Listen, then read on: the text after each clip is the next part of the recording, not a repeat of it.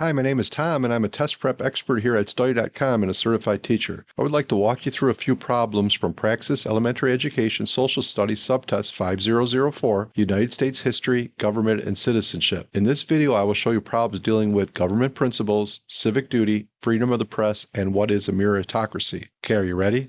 Let's get started. A Supreme Court justice retires.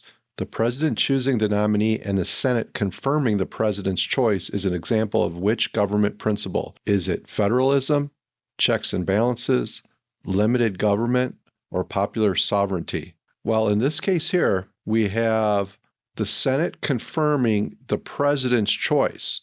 So they can choose to confirm their candidate for the Supreme Court or not confirm them. So this is an example of not one branch of government getting too much power. For example, the president still has to deal with the legislative branch and the judicial branch. So this would be an example of checks and balances. Which of the following appropriately describes civic duty? Is it a duty not required by law? Is it a duty required by local governments? Is it a duty required by law? Is it a duty required of all citizens at birth? All right, so let's eliminate some possibilities. A civic duty is required by law, so I'm going to eliminate this choice. A duty required of all citizens at birth, that's too broad, so that's including like young children in that, and that's not the case. A duty required by local governments, that's too narrow. We're only dealing with local governments. So the correct answer here would be a duty required by law. So for example, jury duty is a civic duty that if you don't do it, you can get in trouble for that. It's required by law. A meritocracy requires leaders to do which of the following? Is it show loyalty to a religion, rule with individualized power, be educated and experienced, be a family member of the ruling class? All right, so when we see the word meritocracy, we see the word merit, okay? So merit, we're talking about what skills do they have, what education do they have, what experience do they have. So we're not talking about a family member of a ruling class or ruling with individualized power, and they do not have loyalty to a certain religion. It's all based on their merit. So the correct answer here would be educated and experienced. Which of the following types of information can be regulated in spite of the freedom of the press that is guaranteed by the Bill of Rights? Is it information that does not align with the ruling party's platform? Is it biased information? Is it information that is deemed obscene?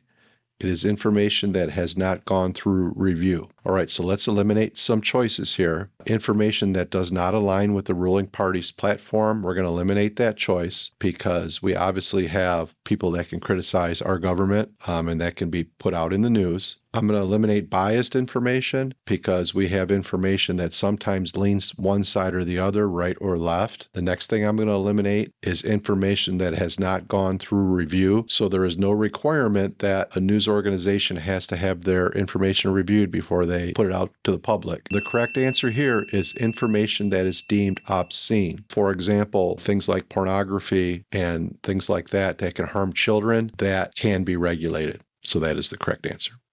That concludes our video on Praxis Elementary Education Social Studies Subtest 5004, United States History, Government, and Citizenship. For more practice, check out our Praxis Elementary Education Social Studies Subtest 5004 playlist. And for even more detailed practice, strategies, and customizable study materials, head over to Study.com and check out our Praxis Elementary Education Social Studies Test Prep course. Those who use Study.com boast a 92% pass rate. Our courses include full-length exams, hundreds of authentic practice questions, and short targeted video lessons, specifically developed based on the latest test updates. With our resources, you'll know exactly what to expect on test day. Like this video and subscribe to this channel to get all the latest Praxis test updates. And please leave your questions and success stories in the comments. We'd love to hear from you. Thanks for watching. Happy studying.